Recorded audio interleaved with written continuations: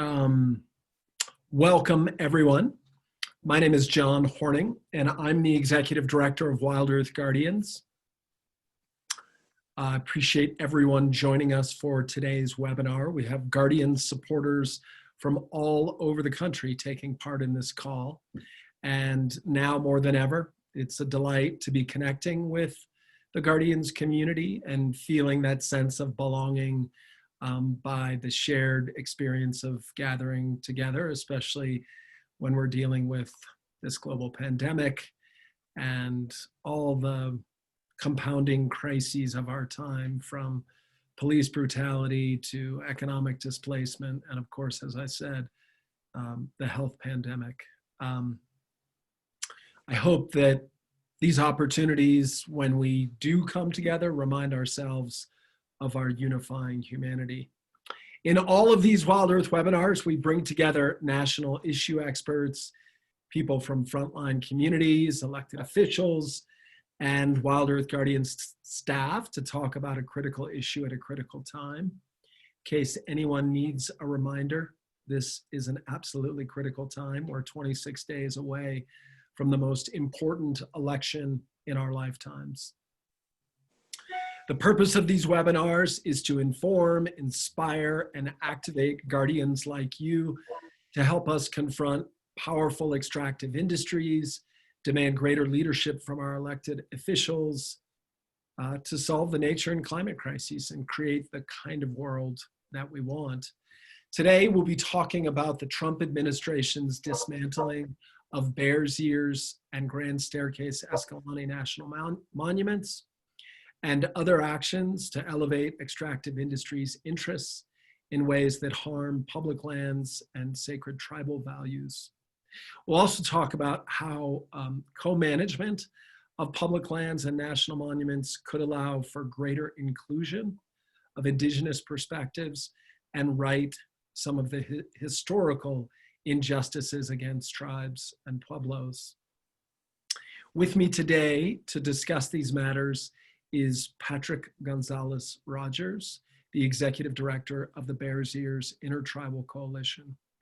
We were going to have Judy Brower, who is our Wild Places Program Director, but she sadly is dealing with a family matter. Her companion animal of more than a dozen years is on his last legs, so she will not be able to join us.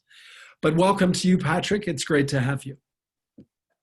Thank you. I just want to kind of acknowledge and really express my appreciation for the opportunity to really share about what we're doing and give you some vantages of the coalition and then the 5 tribes we represent. I would be remiss to not make acknowledgement. You might see a fairly dapper, elegantly dressed man before you.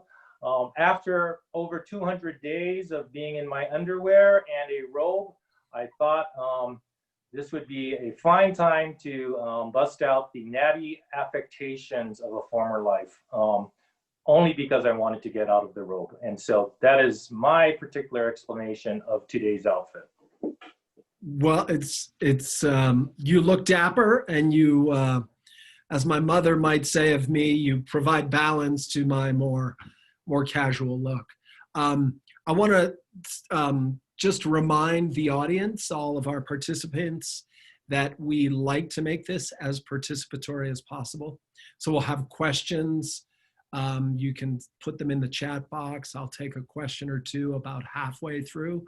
And then we generally, if there are questions there, we'll do the last 5 to 10 minutes of audience questions. So, and I'll note this, Patrick and I don't share much in common. We share New Mexico because we're both in New Mexico, but it's rare that I have a conservation ally who played college football. And so Patrick played at the University of Hawaii.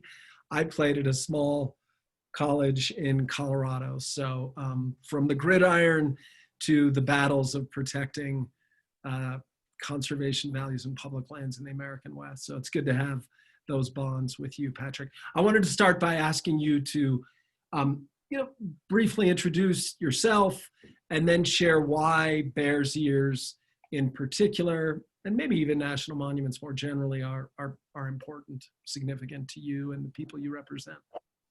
Thanks, John, and thank you for that introduction. So I think John has provided a good preface for if I misspeak or have an error in some of the things I'm presenting. We have a wide kind of margin of mistake because I probably have some CTE. So with that said, the bulk of my professional life, probably the last 30 years, has been, I would not say exclusively in the area of Indian law and policy, but a good 75 to 80% of it. And so I've held 3 positions within the federal government where I was the senior tribal policy advisors for 3 separate entities. And that includes Health and Human Services, the Environmental Protection Agency, as well as the Department of Interior. I co-wrote the Interior's consultation policy maybe about 8-10 years ago. And so if I had any area of expertise that I would kind of admit to, it is Indian law and policy, but I have also held other public policy positions, including being the director of policy for Governor Richardson, a special policy consultant for the Democratic Governors Association, and I've had appointments at Yale as well. So I approach this from an entirely Native lens, and just for kind of transparency, I am not Native American. I am actually Native Polynesian. I am Samoan. I grew up, although in Hawaii, a portion of my life on Native Hawaiian homes, which is analogous to reservation lands. It's exclusively for Native Hawaiians.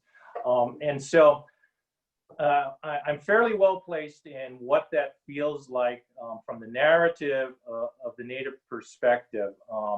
And so, you know, my perspectives on this are really, how do we empower Natives, whether you're federally recognized or not, to have more autonomy in what I think is natural kinds of decision making. And so when we talk about national monuments, this grand idea, right? But even at this, if you look at the genesis, right? The first monument that was kind of recognized was taken away from tribes. This was a sacred site, the very, very first national monument. And so I'm talking Devil's Tower, just to Devil's exactly. Tower. I'm sorry. Wyoming. And so it's fairly emblematic that even when we have our intentions and benevolence in the right quarters, it is flawed by the history that is infused to most of the lives of Native people. And so what we're really asking is not for special consideration. What we are asking is a seat at the table that we already earned. This is through the blood and treasure of all Native people, and to a large extent, people of color. It is through their strong backs, their nimble hands, the sweat of their brow that have created these open spaces that we now all enjoy. And so it is to give voice, one, but two, and almost more importantly, autonomy, and real autonomy for decision making. And so I think that's a good insertion point for us to start the discussion. Yeah, I think it is a critical point, and I'd like to dig into more of that. And before we do, I'd like to give the audience a little better sense of you and your current role. Tell us, what is the Bears Ears Intertribal Coalition? When was it formed? How is it governed? Kind of basics, because you are the executive director of it. What is it? Again, why was it formed, and how is it governed? So great question. And so follow me closely here, because this is a little confusing. And we're going to talk about, the genesis of the legislation. But in regards to the Bears Ears Coalition, it was formally kind of introduced right after the original proclamation from Obama. The first iteration and this is where I need you to follow me, was called the Bears Ears Commission. And so if you fast forward about a year later, that is when we had the executive order, which diminished the particular boundaries and acreage of the Bears Ears. And so what occurred was the 5 tribes involved. And so what we have is Navajo, Hopi, Zuni, Ute, and Ute Mountain. Those are the 5 official tribes that are involved. Decided they did not want to be a part of that. And so in order to create, if you will, an institutional bifurcation of the process, what they did was create the Bears Ears Coalition. They flipped out commission for coalition. And it was to create space. Now, if you recall, there was a lot of rhetoric around, tribes support the diminishment of the acreage and boundaries. And that's not factually true. These were individual tribal members that particularly sided with the president. And so for some of this was to create an official kind of body from the tribal side. And so why is that important? It's important because while we are constructed from a legal fiction as a nonprofit, we are not a nonprofit. We have particular kinds of legal nexuses back to the tribe that for the specific and really only purposes of the Bears Ears, the 5 tribes that we represent, it is if the 5 tribes are participating. Now, why is that important? It's because they're political sovereigns. And so what we have now is analogous to the state of New Mexico, the state of Utah, the state of Arizona participating in the full inherent kind of ability of them being domestic sovereign, as well as all of the attachments of the federal trust relationship. And so that creates this kind of platform that is over and above a nonprofit. And as we get further into our talk today, we'll realize why that is so important. So at the primacy, what do we do? At the primacy, we are to create an indigenous native land management plan, hopefully, right, with a more amenable and cordial federal government to do this. Because of the litigation that's involved, and there are 3 separate litigations going on, we have taken a step back with our relationship in the federal government. And that's important also to realize is ordinarily under better and kind of optimal conditions, all the things that we've been doing would have been underwritten and funded by the federal government. We are named as a formal collaborative manager with the goal of being a co-manager. And so because of the federal trust relationship, ordinarily the government would fund this, but because of the litigation, we do not accept or pursue any federal dollars. And so it puts us in a very unique position to do what we want, but it also puts us in a very challenging position because we have to create a system of fundraising, underwriting, and foundational kind of development so we can underwrite all of this work. But to John's last question is, at the end of the day, we're kind of really seated with the responsibility of creating the land management plan. Go ahead, John. No, so I wanted to go right back to that. Help me see if I'm getting this correctly.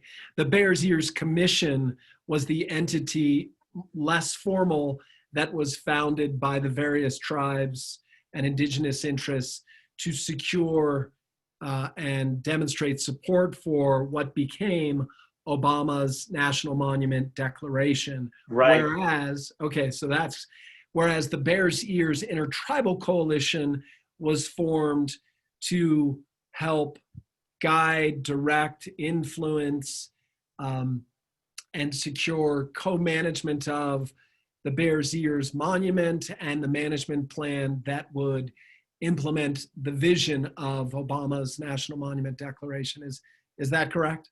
All of that is correct, with the one other feature is they wanted to pivot away from the commission because the commission was then part of the Trump administration, and they wanted to create a delineation, if you will, a line in the sand that were not part of the administration's goals and vision for the monument under the Trump administration. And because of that, they decided to become the Bears Ears Coalition versus Commission.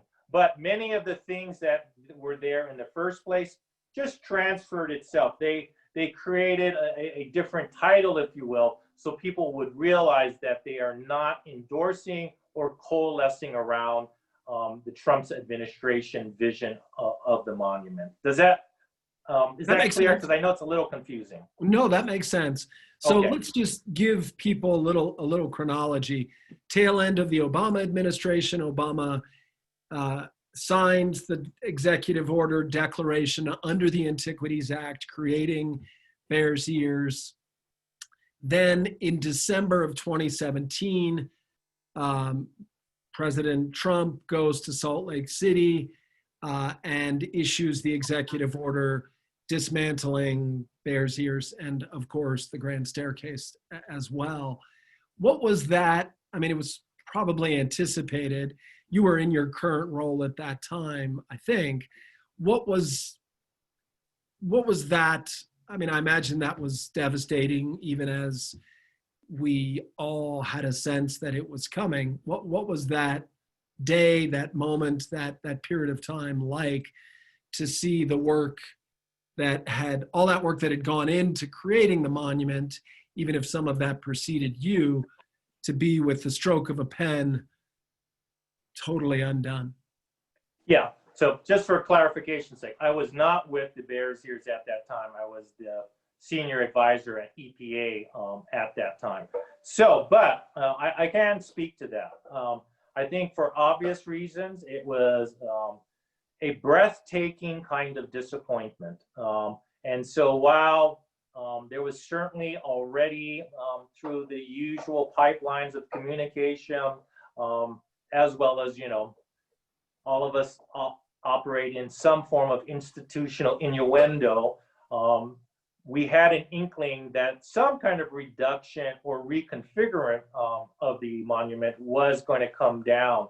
But, you know, to have over 80% of the monument reduced in such a way, and then to have also the attached kind of ideology and rhetoric that the purpose of this, and this is where it becomes almost, I mean, best case, blasphemous, in the worst case scenario, just a heresy of what we know to be solid kind of conservation and land management, that they were going to turn over the public lands because it provided an opportunity for the extraction industry and then would rise the regional economy of southern Utah. That was actually kind of provided on what the institutional rationalization was relative to the reduction. And, you know, I'm speaking to the choir for, I'm assuming, for all the people that are in attendance today. But, you know, to give that out, not just for adamant and really robust members of the conservation community, just for the public at large, it you know, there's no other kind of caption that really defines this as BS. I mean, because that's just BS.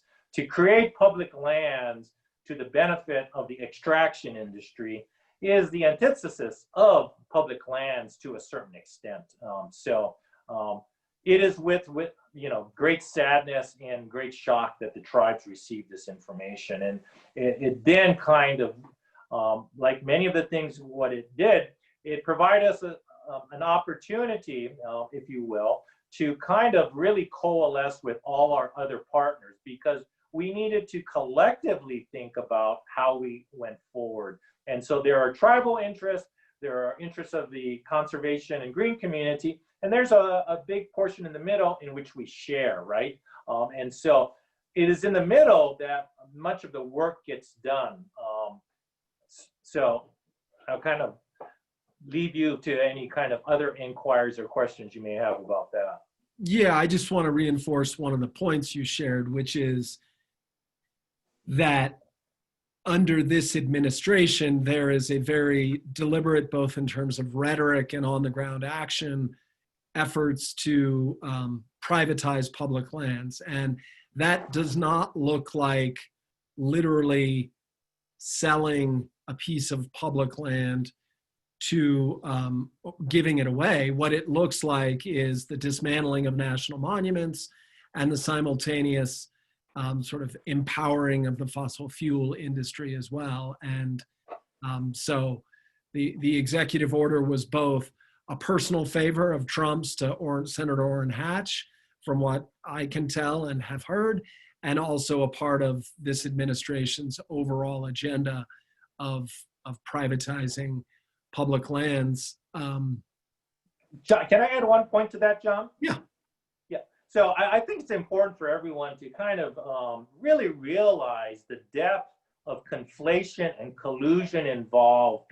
So as this was going forward in that period of that 1 year, right, between Obama and then Trump making his executive order, there's a particular entity, and there are several what I would call felonious parties out there. But one of particular kind of distinction is Energy Fuels Inc.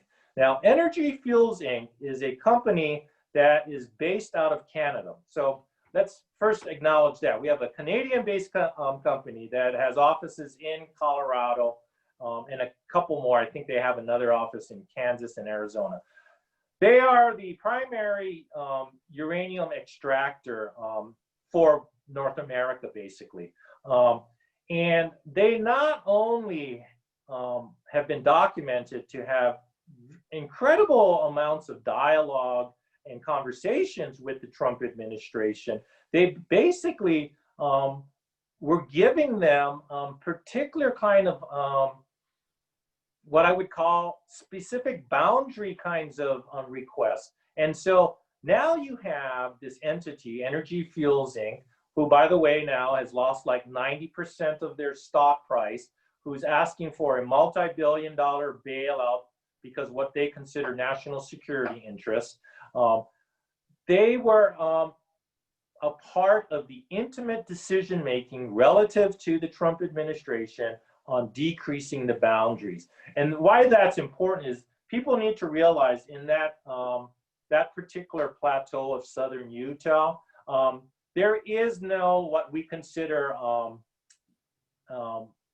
extraction from a traditional sense, i.e., most kind of profitable extraction nowadays is fracking. And so the southern Utah area does not have fracking. And so what they deal in is uranium, White Mesa, and so on and so forth. So that becomes part of the story. This entity that is not even a US company gets into the intimate corridors of the Trump administration, has a series of really, really nuanced discussions, and they basically give them this kind of, our preference is that you really diminish the boundaries by this much because it would open it up for uranium. Yeah. Yeah. You know, it's, I mean, it's been true on Grand Staircase as well, that it was both the coal industry and the oil and gas industry that were in with Zinke at the time, and I'm sure the president himself, in deciding where and how much to dismantle of these national monuments. And it's obviously a pattern that's played out across the West. I wanted to return to one other thing that you were talking about earlier, which is 5 tribes. You said Zuni, Hopi, Navajo, Ute, and Ute Mountain. Where are give people just a basic geography? If Bears Ears is in southeastern Utah, not quite in the corner, do these tribes completely surround the national monument? Give a sense of where they are in this day. Right. So let's kind of approach it. To the immediate north, we have the Ute tribe, which is a really large land-based tribe. And then if we go and we continue south in a counterclockwise, so we go like this, To the west of the monument, you have Navajo, and to the south of the monument, you also have Navajo. And then to immediately due east on the Colorado side, because where the monument is pretty close to the Colorado border, is Ute Mountain. And then you have the two New Mexico tribes, right? Hopi and Zuni. And so they're kind of southeast of it. And so in many ways, this was a gathering point, a point of refuge, if you will, and a point of worship for all of these tribes. And so the Bears Ears is a central point to all of them in terms of not just their migration patterns, but what they have used in time immemorial as a place of worship, cultural gathering, and in some instances, it was a large center of commerce as well. Yeah, yeah. So just, I want to get now to the kind of what does co-management mean for public lands and a national monument? And when we were talking last week, you had said that there's essentially an oversight entity that has 15 members and or thereabouts, and there's only one for tribal interests. But what I wanted to ask, that sort of context, is what was the ideal hoped for management plan that reflects a vision and values of equity and full participation for the Bears Ears Intertribal Coalition? What does that look like, and what has been the reality under the Trump administration? So that's a great question, and I think we need to just take one step back on that, because it really provides a context. So this idea of the Bears Ears was something that has been kind of mulled and tossed around, especially within the conservation and green community, for at least a decade. And so in what I would call in the last probably 18 months of the Obama administration, there had already been a lot of back and forth on this. And so what really occurred, and I'm kind of simplifying this for the purpose of discussion, is it was at the point that it was before Sally Jewell, right? And I'm paraphrasing, but Sally liked the idea, but she said basically, you know what this is missing? This is missing the advance and the pragmatism of the tribes got to be the lead for this. So if you will, the tribes have to be the tip of the spear for all of this. And she said there are a couple of reasons, but one, these are their cultural and ancestral lands. And she said, and then two, pragmatically, we're talking about 5 political entities. If the president is going to sign this, he is going to sign it because it represents the ability to kind of coalesce these 5 governments together in an area that they all find as being significant from a cultural and theological standpoint. And so that allowed the final real momentum from that to go from the Interior Secretary's desk to the White House. And it is, in fact, the reason why this got signed.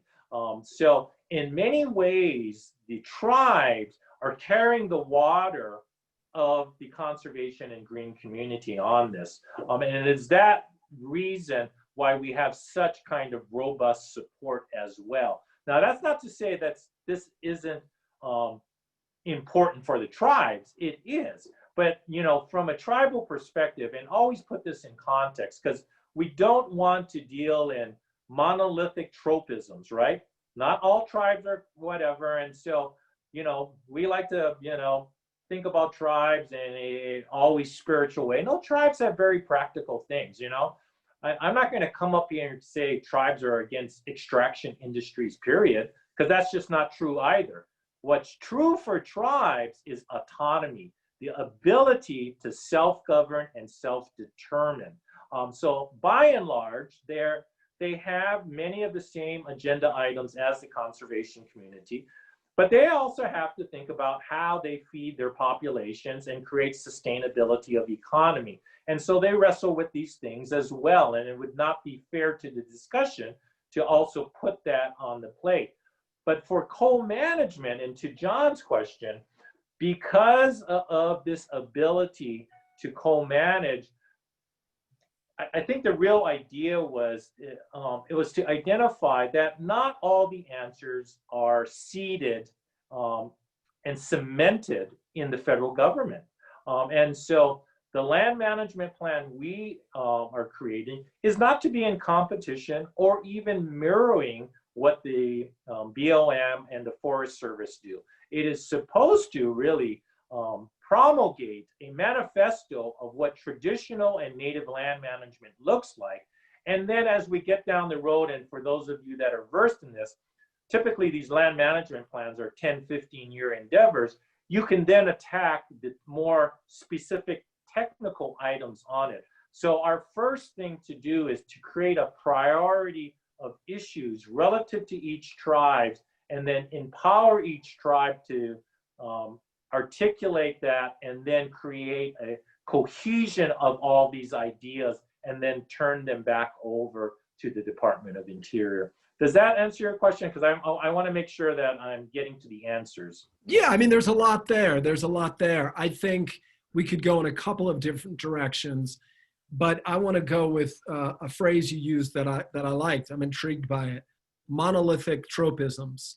This notion that tribes are all one way or another way. Like, let's not go there. But let me ask a question along those lines. What would you say? Because I've heard some of these over the years. To critics who say that elevating the roles of tribes to a co-management, tribes or pueblos, is sort of a Trojan horse for extractive industries to continue their exploitive ways, whether it's uranium, hard rock mining, gold, silver, or oil and gas. I'm curious. You and I haven't talked about this, but I have heard that criticism. I would tell them to kind of reflect on, in the last 12 months, Hopi has decided to end a contract which they had with Peabody Coal. And so this was a reflection of their values of a tribe. What people don't realize is Peabody Coal played 80% of their operating revenue. 80%. And Hopi made the difficult decision to say, we cannot just talk this talk and not walk it. We have to be endeared and instructed by the cultural precepts of our particular ancestors to actually do this. And they ended that contract. And it had dire effects, because they're now operating out of for the indefinite future, austerity. And so, for those of them that think, why would you do this? Because it might provide at least some insertion to the extraction industry. It's not really true. What is true is, like any kind of sensible, prudent, diligent, balanced, measured, and objective institution, they put all these things on the table. And so they have to figure out, relative to their situation and the constituencies they answer to, what is the best thing. But, for our tribes, while they do kind of dabble in some elements of the extraction, and I think I've already stated that, these are not decisions that don't come without a full deliberation of the facts. And, I think for all of us, when we reflect and we peer into government, that's basically what we're asking. I don't think it's fair that we should ask any of our governmental officials to say, you always have to be here or there. What we want is a kind of a resuscitation of how did you get to this algorithm and what were the critical integers of that algorithm. And that's all the, the facts and data points. And our tribes do the same thing. And so what I would say to it is they will consider it in a very balanced way. But history has shown that by and large, they are, I don't think you can argue any other way to say they're the original stewards and conservators of this land. And the way they have given it to us already speaks volumes about their particular methodology and cultural kind of instruction to manage public lands. Yeah. Well, let me just clarify, both for your sake and for the audience's sake. The question and the questioner's viewpoint is not one that I share. I see large corporate, in many cases multinational interests, as preying on poor communities across our country, in rural areas, in indigenous communities. And I was and am aware of both the Navajo Nation, the Hopi Nation's efforts to disentangle themselves from the predatory acts in the 1950s of largely Peabody as it relates to coal. Those sorts of actions are longstanding on the part of the coal and the oil and gas industry across the West, and so I believe that we have really, as a broader society, that we're grappling with how to justly, swiftly transition away from fossil fuels and the extractive industries that are exploiting the land. And there are ways in which the tribes are leading that. And related to that, I think this idea of co-management of lands where tribes have strong indigenous claims to them, that co-management is the just and right thing to do. And so I just believe that. So I just wanted to share that. What would you add? What I would add is, so the coalition, what I want to advance is, what have we done about these elements? Well, keeping consistent that I like to make objective kinds of decision making, and to do that, it has to be database. Hopefully, if you're doing or proceeding, it follows the best practice, and so data-driven, evidence-based, and best practice. That's the forward of all the decision making for the coalition. And so I kind of really delved into the idea, because if you were to tell me extraction is going to employ 200,000 people and they would all make six figures in southern Utah, I would have to take a step back.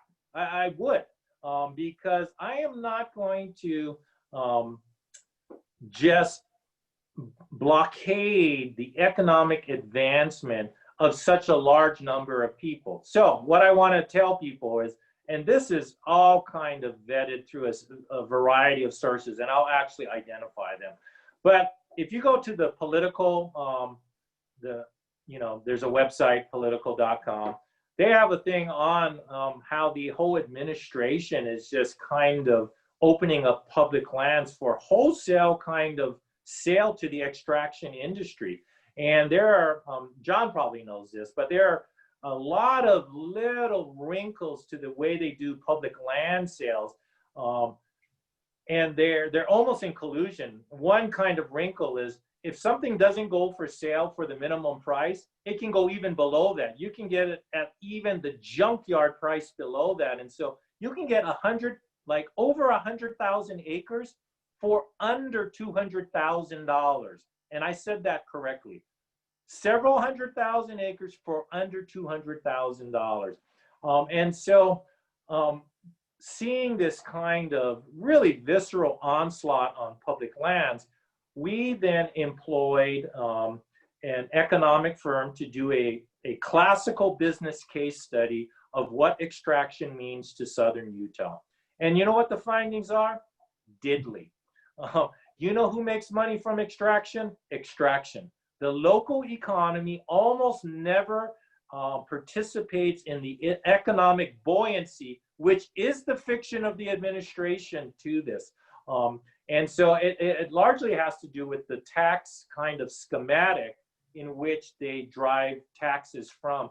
And the single largest thing that drives the kind of advance of both incomes, but the tax base, is property taxes. And none of these kinds of entities, even extraction, qualify for that same kind of property tax. And so it largely is devoid of buoying the local economy. The second thing we did was we hired probably the most noteworthy national environmental economist, arguably probably one of the top 2-3 guys in the world. His name is Robert Mendelsohn.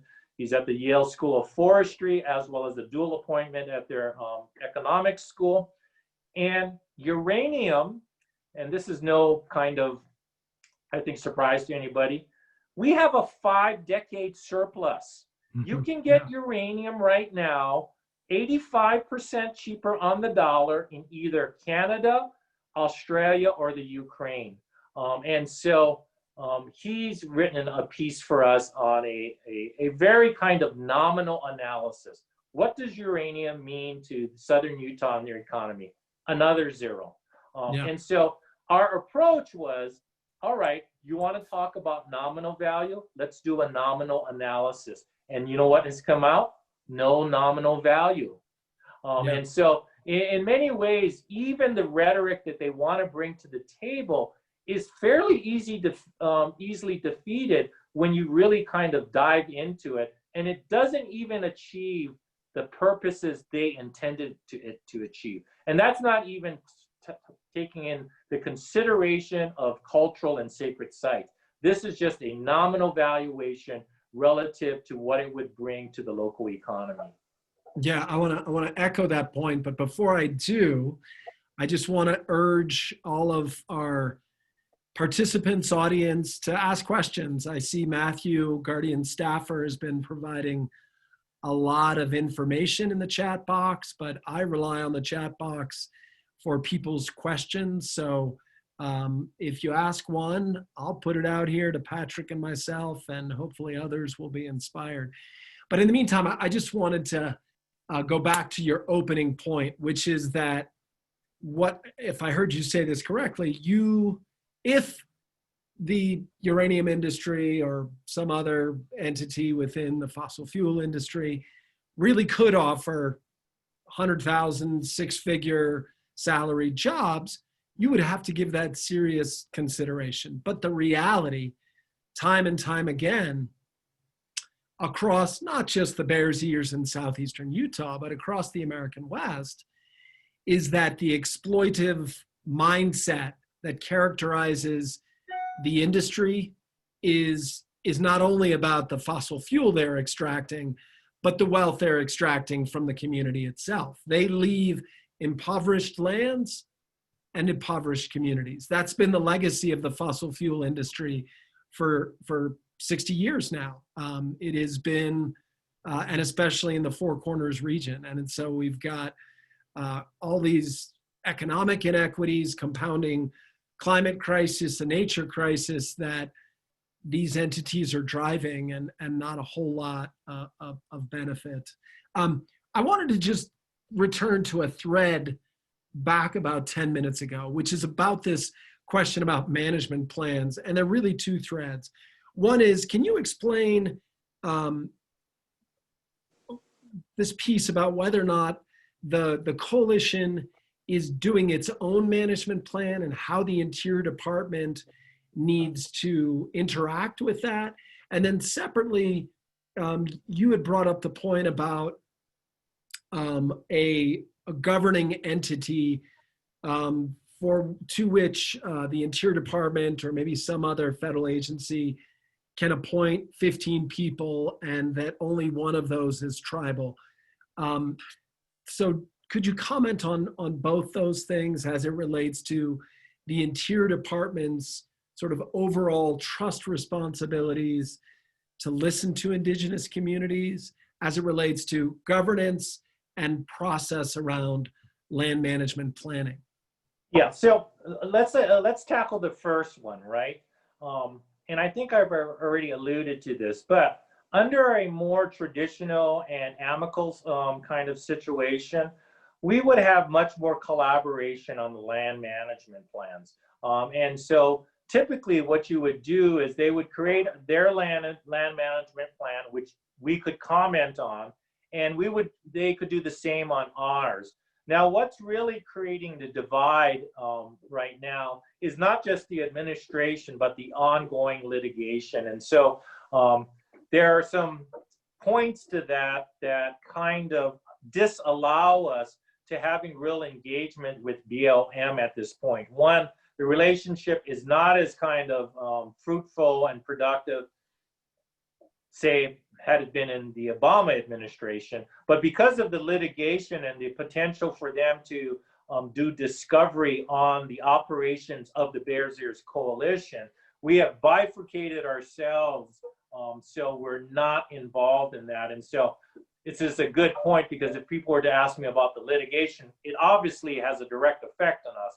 But I would also say I purposely don't comment on that, because there are litigating parties that we need to really create a fence between what they do and what we do. So there's that. Now, with any kind of, this applies both to national parks and national monuments, there is a management advisory council created, right? Yeah. And so this typically, and I don't want to be kind of both transparent and candid, management advisory committees are mandated by federal law. They're statutory. At the same time, they can provide some instruction, but at the end of the day, no one's going to live and die by the management advisory council. So some of it is optical. And on the other hand, what's really bad about this is they created a management advisory committee for the Bears Ears.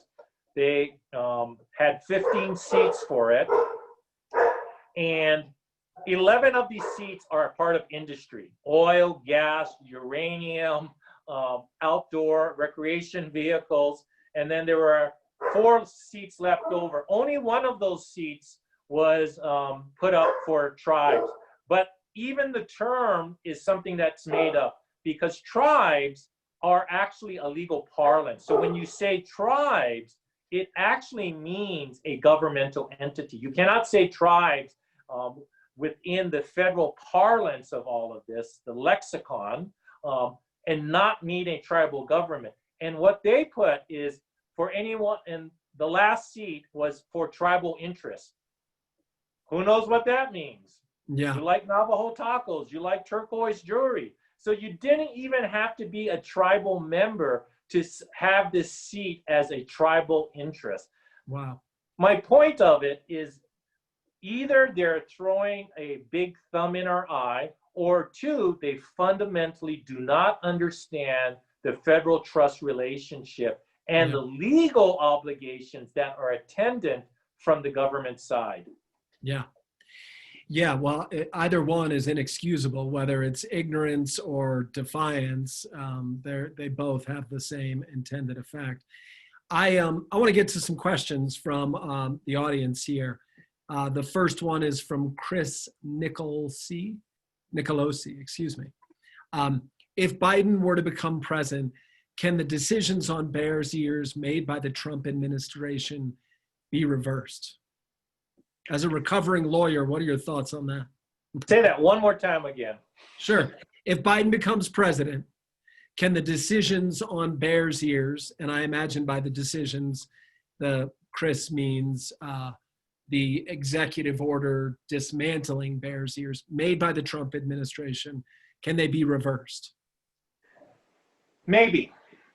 And so what I would say, Chris, and I always want to say this, Chris, thank you. Longtime listener, first time caller, is it It depends.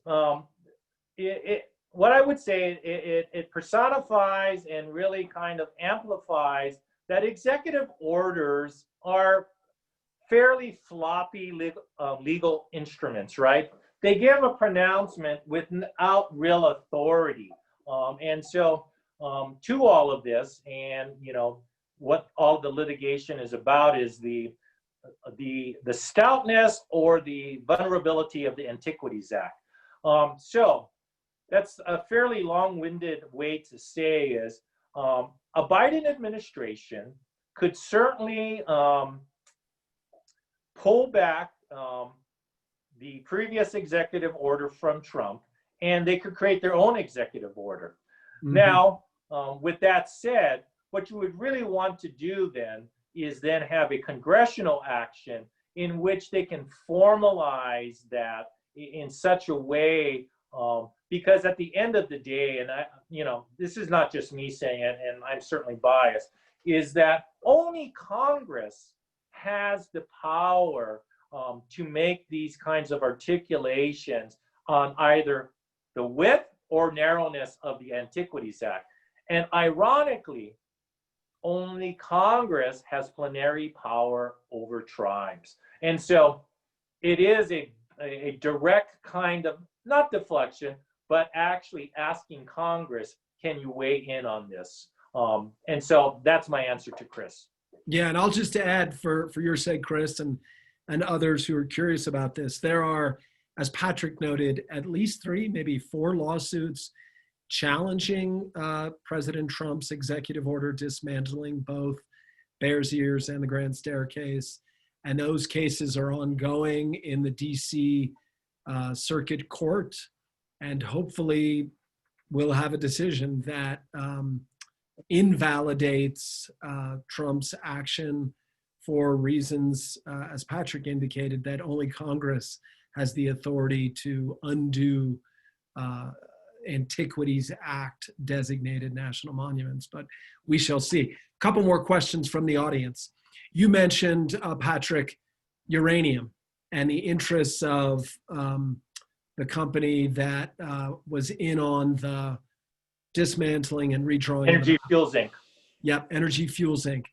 Is there, here's the question from John Soyne, I think it is extraction going on anywhere in the Obama designated Bears Ears National Monument? And or I'm going to add an additional question. Are there proposals to allow for extraction within the Obama designated Bears Ears National Monument? No to the internal of the boundaries, but for those of us that are kind of in the know with uranium, there are the facilities that they have are on the perimeter. And when I say the perimeter, probably within 40 to 50 miles. The dire consequence of uranium is twofold. The remediation period is 10,000 years. That is to say, once you do any kind of uranium activity, the land is basically unusable at that point. And then 2, as you well know, it is so close to the Colorado River, any threat to the water table should be, this is not even a tribal thing, this is just for that whole corridor, should be of the utmost kind of awareness and importance to everyone. Because if you fissure or contaminate that water table, apocalyptic is a mild term at that point. And so this entity, Energy Fuels Inc., is now, there's been 2 recent things in the last 30 to 45 days, everyone can Google it. What they want to do is bring in uranium waste from both Estonia, and no country in Western Europe would agree to take any of this waste, as well as Japan, because no province or what do they call prefecture in Japan would take this waste, and they want to store it right next door to the Bears Ears. And there are preliminary kinds of nods from the regulatory entities within the state of Utah that are giving them the green light at this point. So there are things occurring that may not be per se extraction, but can become environmentally just as volatile. Yeah. Crazy. Crazy. I of course, live here in New Mexico, and we've had a long history in the southeastern part of the state with the Waste Isolation Project Plant, which stores WIP. nuclear waste, Yep. WIP, where just having one facility seems to create a cultural interest in being a receptacle for other people's waste, and so I view it as just a tragedy to think that people would think that somehow their community's well-being would be best served by being a receptacle for other communities, countries, industries' waste. It's unfortunate. I wanted to ask you one other thing just to touch on it. We just have 3 minutes here. You know, in your experience, in your role over the last few years, I imagine you've gotten to know philanthropy and philanthropists. I imagine you've gotten to know big green groups, and this is a conversation we could spend an hour on.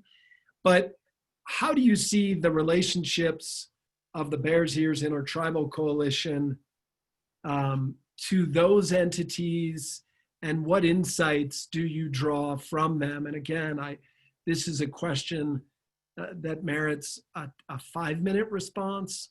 We only have 2 before we sign off, because we do a hard sign off at 1. What I would say is think about it in this way, and I'm taken to very base analogies. It's a very private club, and so but I'm fortunate, and so using the private club analogy, the Bears Ears is a stunning, breathtaking woman, and because of that, I'm allowed to go into the club, But what I would say is for your listeners is there are dirty secrets out there, and this is regards to our very own conservation and foundation community. If you were to take the top, the largest 7, 8 conservation groups, they basically eat up about 2/3 of all foundational funding. And then when you look at groups like ourselves, a Native group, or other groups that represent either disenfranchised or communities of color, it means the hundreds and hundreds of other nonprofits that do good work, they have to cannibalize themselves for this remaining 1/3 of funding. And so there is a conversation going on the role that, we have become into this almost axiomatic kind of posture that bigger is better. And because you're doing work for the Nature Conservancy and you have $1 billion plus annual budget, that means it's better. And that's not true, because you know what we do know?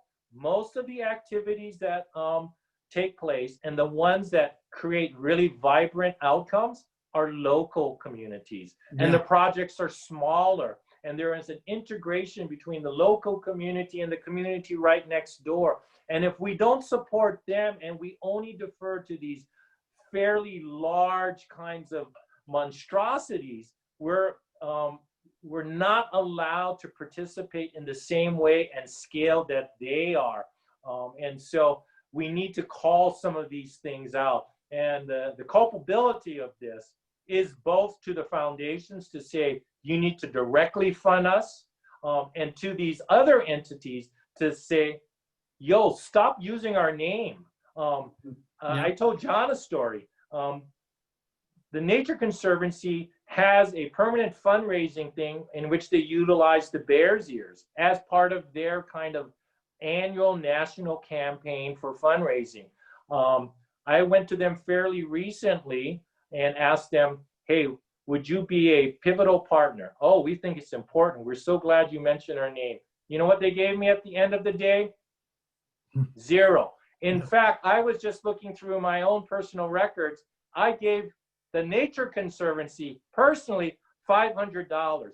How the hell is an individual giving the Nature Conservancy $500, and for the thing that they put on our backs, the Native community, and fundraise, they didn't give us $1? So there are vast kinds of dichotomies involved in which really in fact affect some of the things that John initially spoke to, and that is the equity, inclusion, and parity elements of this whole kind of conservation community that we're a part of.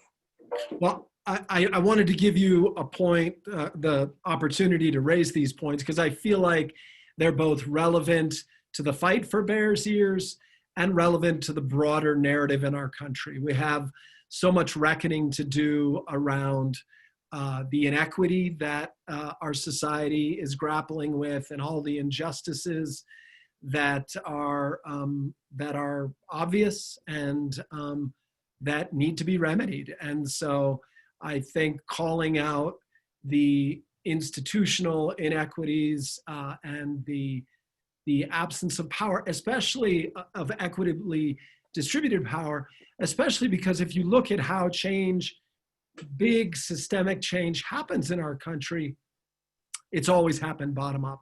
It always has. Yep. And so that's the reality that I want to leave our audience with. We're out of time. It's been great having you, Patrick.